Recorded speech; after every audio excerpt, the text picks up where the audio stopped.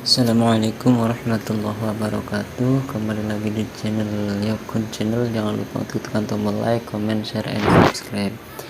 Kali ini Mimin ingin kembali mengulas waktu Mimin sekolah di MTS kelas 8 tentang akidah akhlak. Nah, di sini dijelaskan tentang yang pertama itu tentang akidah akhlak. Yang bab pertama itu iman kepada kitab-kitab Allah. Nah, di bab pertama ini kita diwajibkan untuk iman kepada kitab-kitab Allah. Nah, Mimin di sini bukan untuk menjelaskan, Mimin hanya ingin membaca kembali waktu Mimin kelas 8 MTS. Nah, di sini dituliskan ada beberapa kitab-kitab Allah. Yang pertama itu kitab Zabur. Di sini penjelasannya, Zabur adalah kitab suci yang diturunkan kepada Nabi Daud alaihissalam untuk dijadikan petunjuk dan bimbingan baginya dan umatnya secara bahasa. Zabur berasal dari kata zabaro yazburu zaburun yang artinya tulisan. Jadi Zabur menurut arti aslinya adalah kitab tertulis. Firman Allah dalam Al-Quran dijelaskan, wa rabbuka a'lamu biman fis samawati wal ard wa laqad faddalna ba'dhan nabiyyina 'ala ba'din wa atayna Dawuda zaburo, yang artinya, dan Tuhanmu lebih mengetahui siapa yang ada di langit dan di bumi, dan sesungguhnya telah kami lebihkan sebagian nabi-nabi itu atas sebagian yang lain, dan kami berikan Zabur kepada Daud. Quran Surat Al-Isra ayat 55. Zabur atau juga disebut Mazmur. Mazmur berisi 150 nyanyian dan pujian kepada Allah Subhanahu wa taala atas segala nikmatnya, zikir, doa, nasihat, dan hikmah. Firman Allah dalam Al-Quran dijelaskan, walaqad katabna fi zaburi min ba'di dzikri annal arda yarithuha ibadiyas sholihun, yang artinya, dan sungguh telah kami tulis di dalam Zabur sesudah kami tulis dalam Lauhul Mahfuz bahwasanya bumi ini dipusakai oleh hamba-hambaku yang saleh. Quran Surat Al-Anbiya ayat 105.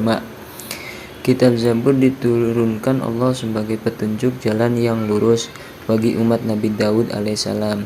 Kitab Zabur juga sebagai kabar gembira bahwa bumi ini diberikan kepada hamba yang soleh, serta sebagai pemberi peringatan agar tidak ada alasan bagi manusia untuk mengingkari adanya Allah Subhanahu wa taala. Nah, yang nomor kedua, kitab Taurat. Penjelasannya, kitab Taurat adalah dalam bahasa Ibrani adalah Torah. Taurat adalah kitab yang diturunkan oleh Allah Subhanahu wa taala kepada Nabi Musa alaihissalam untuk dijadikan petunjuk dan bimbingan baginya dan bagi umatnya.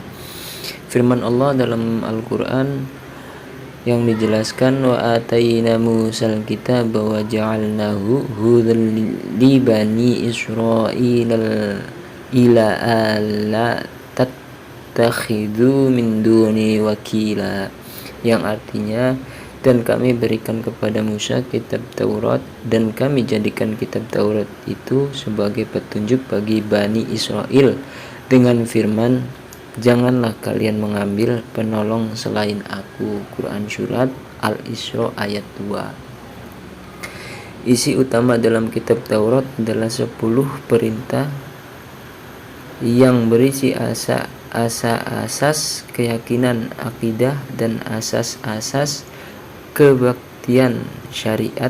10 perintah itu adalah, yang pertama, perintah menghormati dan mencintai Allah Subhanahu wa taala dengan ketaatan terhadap perintah dan menjauhi larangannya. Dan yang kedua, perintah berzikir kepada Allah Subhanahu wa taala dengan penuh hormat, khidmat, dan khusyuk. Dan yang ketiga, perintah mengkuduskan hari Allah Subhanahu wa taala hari Sabtu, yaitu hari ketujuh setelah bekerja 6 hari dalam seminggu. Yang keempat, perintah menghormati kepada orang tua. Yang kelima, perintah menghindari pembunuhan sesama manusia. Yang keenam, perintah menghindari perbuatan keji. Yang tujuh, perintah menghindari perbuatan mencuri. Yang kedelapan, perintah menghindari perbuatan perbohongan atau bersaksi palsu. Yang kesembilan, perintah menghindari perbuatan cabul. Yang 10, perintah menghindari perbuatan memiliki barang orang lain dengan cara yang tidak halal. Adapun fungsi diturunkannya kitab Taurat adalah sebagai petunjuk bagi Nabi Musa dan bagi Bani Israel untuk beriman kepada Allah Subhanahu wa taala. Sedangkan tujuannya adalah untuk meyakinkan kepada Bani Israel bahwa Allah Subhanahu wa taala itu ada dan Maha Esa. Nah, yang kedua, agar manusia hanya menyembah Allah saja. Dan yang ketiga, agar manusia berbuat baik kepada ibu bapa. Selanjutnya, agar manusia tidak berlaku kasar, curang, dan dusta. Dan yang terakhir, menghindari perbuatan memiliki barang orang lain dengan cara yang tidak halal, seperti nyolong atau mencuri. Nah, yang ketiga itu kitab Injil. Kitab Injil adalah kitab yang diturunkan oleh Allah Subhanahu wa taala kepada Nabi Isa alaihissalam sebagai pedoman dan petunjuk hidup bagi Bani Israel. Firman Allah Subhanahu wa taala,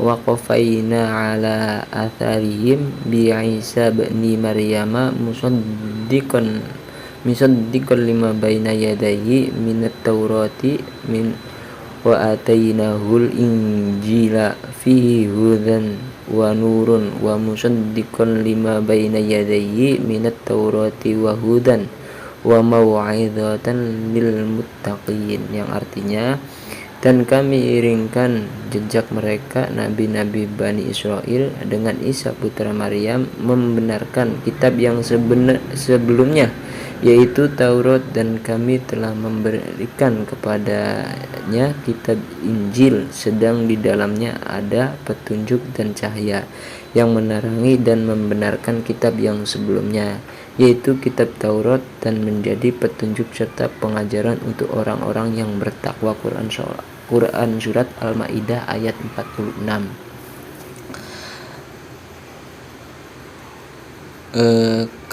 Kitab Injil semula berasal dari bahasa Yunani Evangelion, yang berarti kabar gembira, kemudian diterjemahkan ke dalam bahasa Arab menjadi Injil. Makna dari kabar gembira yang dimaksud adalah karena Nabi Isa alaihissalam menggembirakan para umatnya dengan berita akan kedatangan Muhammad sallallahu alaihi wasallam sebagai utusan Allah Subhanahu wa taala yang terakhir untuk seluruh alam. Nabi Isa alaihissalam mengajarkan Injil kepada para pengikutnya hanya selama 3 tahun, tepatnya sejak usia 30 sampai usia 33 tahun. Lalu beliau diselamatkan oleh Allah Subhanahu wa taala dari pengejaran kaum Yahudi yang ingin menyalibnya. Isi yang terkandung dalam Injil ini berbeda dengan kitab-kitab terdahulu. Kitab Taurat mengajarkan tentang tauhid, keesaan Allah Subhanahu wa taala, dan kitab Zabur mengajarkan puji-pujian, zikir, dan doa kepada Allah Subhanahu wa taala.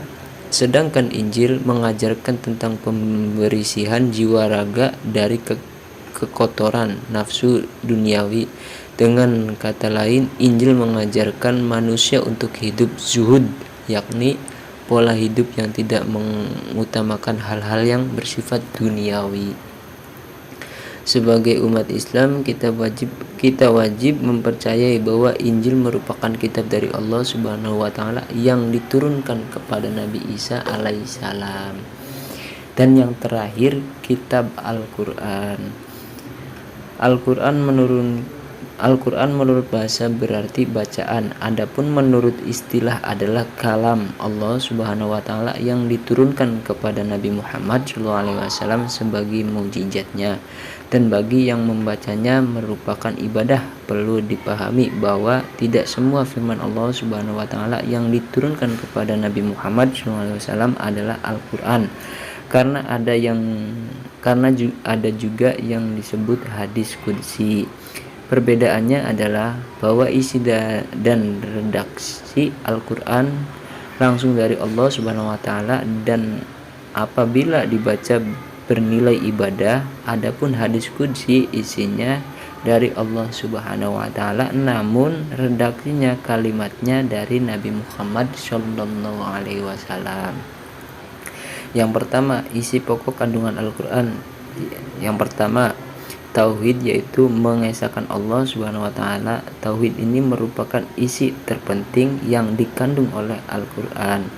Yang kedua, ibadah, yaitu semua perbuatan yang bertunjuk untuk mencapai ridho Allah Subhanahu wa Ta'ala. Dan yang ketiga, janji dan ancaman, yaitu janji pahala bagi orang yang berbuat kebajikan dan ancaman berupa siksa bagi orang yang berbuat kejahatan. Yang keempat, hukum-hukum dan peraturan yang mengatur kehidupan manusia baik untuk kepentingan hidup di dunia maupun di akhirat. Yang terakhir, kisah dan riwayat orang-orang terdahulu baik mengenai orang yang taat maupun orang-orang yang ingkar kepada Allah Subhanahu wa Ta'ala untuk menjadi iktibar dan syuri teladan bagi umat setelahnya. Dan yang kedua, kelebihan dan keistimewaan Al-Quran. Allah Subhanahu wa Ta'ala telah menurunkan banyak kitab-kitabnya, yaitu Taurat, Zabur, Injil, dan Al-Quran. Allah Subhanahu wa Ta'ala juga menurunkan suhuf. Akan tetapi dibandingkan dengan kitab dan suhuf yang lain, Al-Quran mempunyai banyak kelebihan dan keistimewaannya. Di antaranya yaitu, yang pertama, Al-Quran terpelihara kemurnian dan keutamaannya. Yang kedua, membacanya bernilai ibadah.